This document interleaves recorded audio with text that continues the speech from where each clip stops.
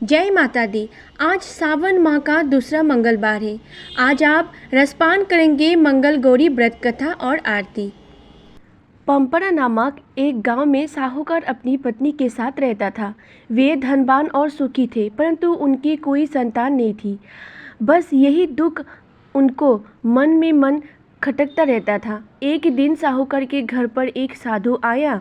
उनका खूब आदर संस्कार किया और अपनी व्यथा सुनाई।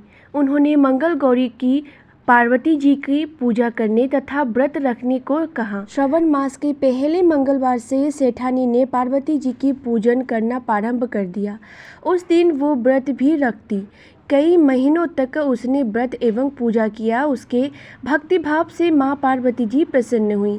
एक दिन साहूकार को स्वप्न में आया कि जिस आम के वृक्ष के नीचे गणेश जी बैठे हैं, उस आम के वृक्ष का फल तोड़कर तेरी पत्नी को खिला दे, तो अवश्य ही पुत्र रत्न की प्राप्ति होगी।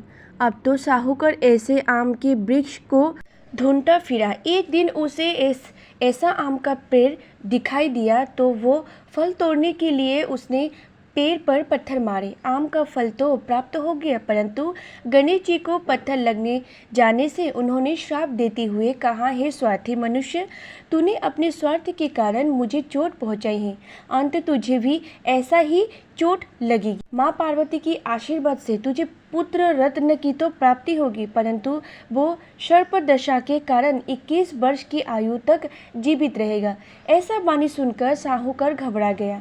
उस साहूकार ने आम का फल अपनी पत्नी को खिला दिया, परंतु गणेश जी के श्राप देने वाली बात नहीं बतलाई।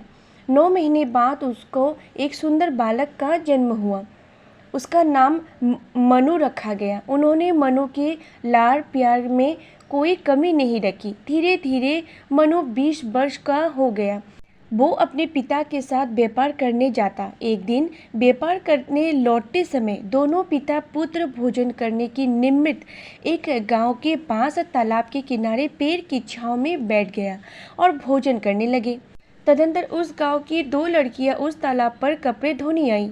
वे लड़कियां नव यौवना की भांति हंसमुख, फुर्तीली एवं उच्च स्वभाव घर की प्रतीत हो रही थी।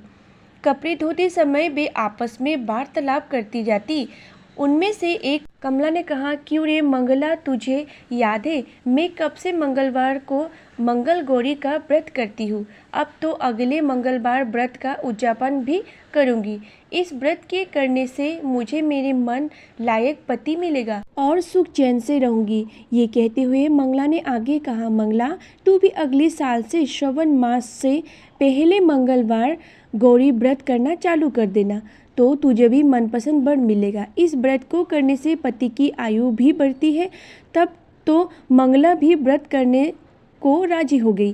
पेड़ के नीचे भोजन करते समय वे दोनों पिता पुत्र उन लड़कियों की बातचीत सुन रहे थे। उन लड़कियों के वार्तालाप से सेठ जी ने समझ लिया कि कमला नाम की लड़की अपने पुत्र के विवाह के लिए सर्वथा उपयुक्त है।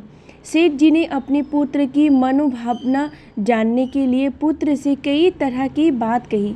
पुत्र भी अपने पिता के विचारों से सहमति प्रकट करता हुआ अंत सेठ जी ने अपने पुत्र का कमला के साथ विवाह करने का निश्चय कर लिया और सोचा कि ऐसा होने पर मेरे पुत्र की आयु बढ़ सकती है और कोई अनहोनी घटना भी टल सकती है। अब पिता पुत्र कमला के पीछे पीछे उसके घर गया। कमला के पिता भी नामी साहूकार थे। सेठ जी ने कमला के पिता से अपने पुत्र के विवाह के बारे में बातचीत की। वे कमला का विवाह मनु के साथ ही करने में सहमत हो गए।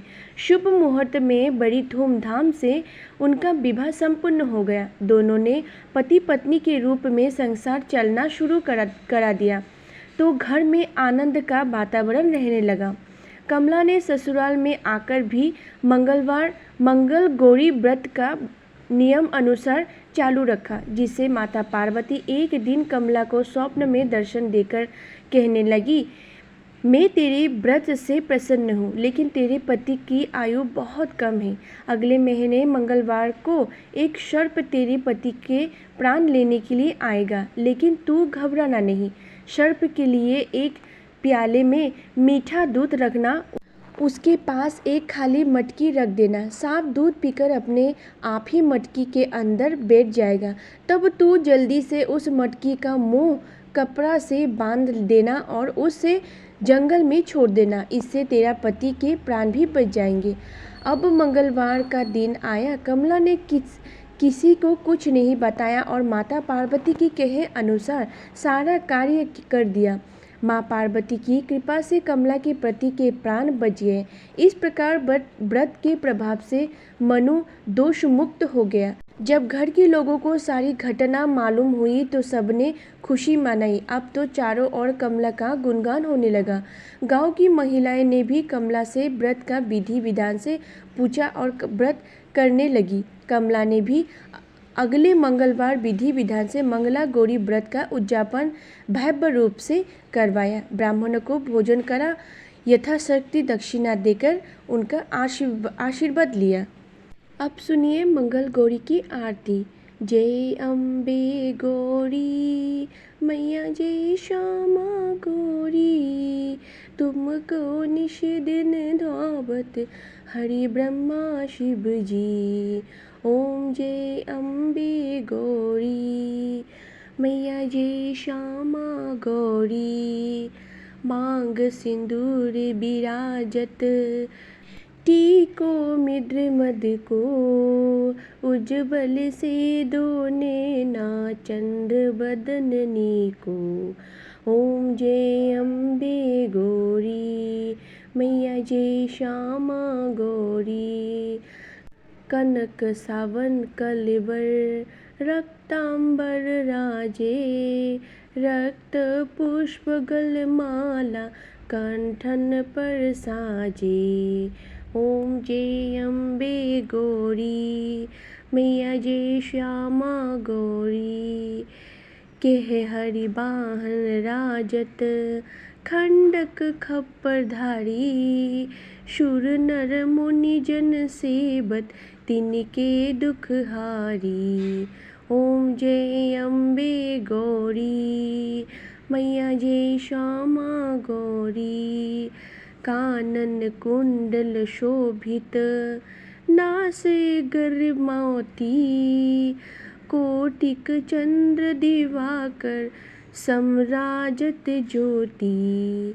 ओम जय अम्बे गौरी मैया, जय श्यामा गौरी, शुंभ निशुंभ बिदारे, महिषासुर घाती, ध्रुम बिलोचन नैना निश दिन मत माती। ओम जय अम्बे गौरी मैया, जय श्यामा गौरी, चंड मुंड संहारे, शोणित बिजहरे, मधु को डिभुदाऊ मारे, सुर भयहीन करे। ओम जय अम्बे गौरी मैया, जय श्यामा गौरी, ब्राह्मणी रुद्रानी तुम कमला रानी, आगम निगम बखनी तुम शिव पटरानी। ओम जय अम्बे गौरी मैया, जय श्यामा गौरी, 64 युगनी मंगल गावत, नित्य करत भैरो, बाजत ताल मृदंगा, अरु बाजत डमरू।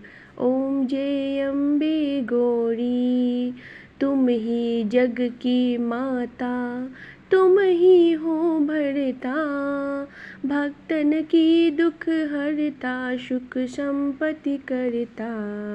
ओम जय अम्बे गौरी मैया, जय श्यामा गौरी, भुजा चार अति शोभित, खरक खप्पर धारी, मन वांछित फल पावत, सेवत नर नारी। ओम जय अम्बे गौरी मैया, जय श्यामा गौरी, कंचन थाल बिराजत, अगर कपूर बाती, श्रीमाल के तुम राजत, कोटि रत्न ज्योति। ओम जय अम्बे गौरी, श्री अम्बे जी की आरती जो कोई नर गावे, कहत शिवानंद स्वामी सुख संपत्ति पावे।